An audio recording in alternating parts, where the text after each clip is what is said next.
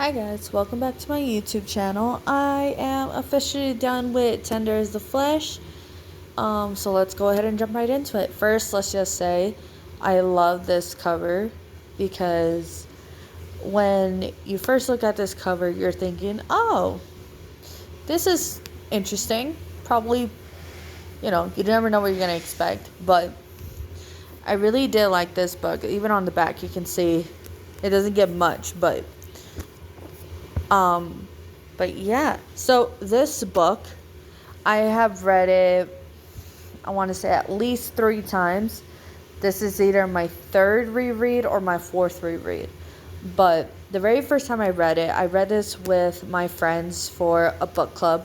And this is when we were getting out of our comfort zones. And one of mine that I'm terrified to read are horror books. I do not like horror books. They make me uncomfortable. They mess in my brain, so I tend to stay away from them. But because in my New Year's resolution at the time, I was like, you know what? I should probably get out of my comfort zone and read more of horror books, just so that way I can get a feel for them, but also like see how bad it actually is. Now, with this one, it's a horror dystopian book. So, I'm not really quite sure when or where the time period for this book is. It doesn't really say in the book. But basically, um, this is somewhere in, I want to say,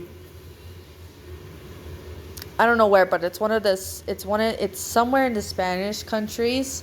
I can't tell you which one because it doesn't specify. It doesn't tell you where. It doesn't give a setting or anything like that. But the author of this book, she wrote this book in Spanish and then she had someone else translate it into English.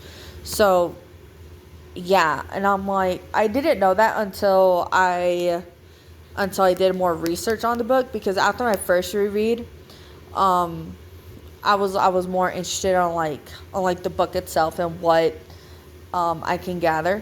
But anyways, so the main character is, so the way how this book is written is that it's based on cannibalism. So somewhere down the line in this book's time period, there was a time where meat from pigs and cows was now making the human race sick. So people had to resort to eating humans. And the government said, the reason why we're eating humans, and we're not going to say we're eating humans because that's wrong, we're going to say it like, oh, this is a special meat. This is special something. But yeah, it's they're basically eating humans.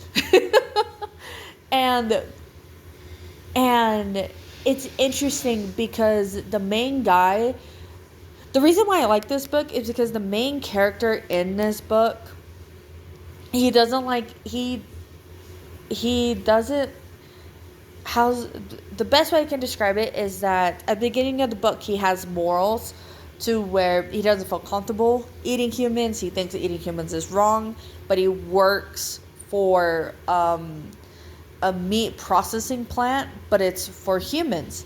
And he doesn't like that kind of work. So he's very perplexed on how to do his job. But the reason why he has morals is because his wife and him had a baby, and their baby died in the crib.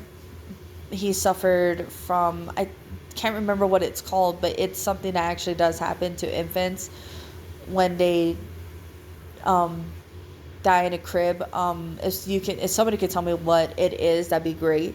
But basically, yeah, he loses his son, and his wife basically packs up her stuff and she goes back to live with her mom. And he's by himself at this point. He's like, crap, man. Like, I'm not the only one that's suffering from losing a child. Why am I now forced to suffer through this? This doesn't make any sense, right?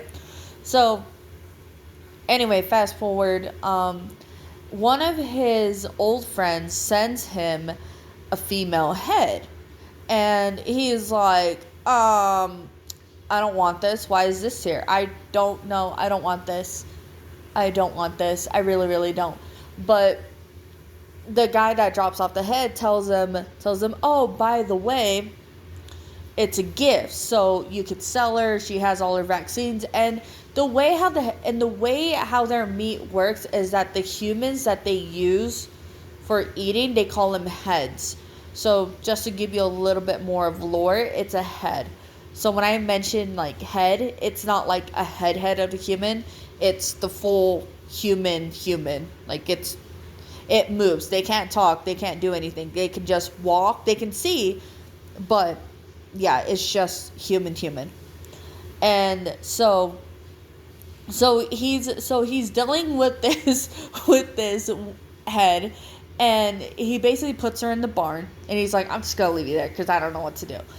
And like I said, he's by himself. He's struggling with the loss of a child. At some point during this, he goes to meet one of the butchers, and her name is Spaniel, and he basically does the naughty with her. And after that, he's like, you know what, I could be fine. You know what, I'll be fine. I'll be just fine. He basically goes back home, does the naughty with the female head that he was given as a gift, which isn't allowed, by the way. They're not allowed to do that because it could create problems, it can create issues, but he doesn't care because he works for a meat processing plant, so he can get all the paperwork, and he's certified to get rid of the head himself if the time comes. So he's not worried at all whatsoever. But so I'm like, okay, you do you. So after that whole thing, he comes to find out that the head that he has is now pregnant with a baby, his baby. So now he's doing whatever he can to keep the head alive and to keep her safe. And during this time, he's just going through life like everything is fine and dandy. He's just fine until the day of when his child is born. He doesn't know what he's doing. He calls his wife. The wife comes over to the house, and she sees that he has a head um, in her bed delivering a baby. And she's very confused. She's not really upset, but she's just confused. And he tells her, we will deal with that when after we're done with this, but I need you to take care of this for me right now. Like, I need your help. So she helps him. She delivers the baby, and he basically tells her, by the way, the baby is mine. So the baby is technically ours. So what we're going to do is get rid of the head and go from there. So, and the wife, when he tells her that, yeah, I'm going to get rid of the head, she goes, wait, why not just keep her? She can give us more babies.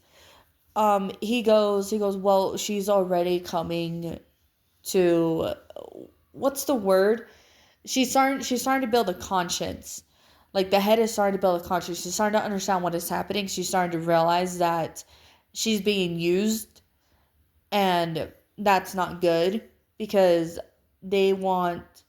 because the heads, they can't talk. They take away their vocal cords. They're basically just meat. And yeah, this book puts you on a whole plot twist and turns and just makes you question life in a way. But it's really short. It's a really short book. I truly do enjoy this book. I feel like this is one of the books I will keep rereading over and over and over again. Now, to be fair, there are some books in my library I don't think I will reread over and over again, but this one is one of them. This is one of my favorite rereads. It's not one of my comfort reads. This one is just more of it's been a while. I'm gonna pick it up and read it again. So yeah, if you haven't read this book, it's a really good book. I suggest you read it. So yeah. Other than that, let's go straight into the rating. I'm gonna rate this book a 5 out of 5, just because it is a really good book. I really did enjoy it. I don't know if I'm gonna read any more of her books. I probably will, just because I have been enjoying Tender as a Flesh, and it's one of my favorite rereads. So yeah, I'll let you guys know. Other than that, I'll see you guys on the next one. Bye.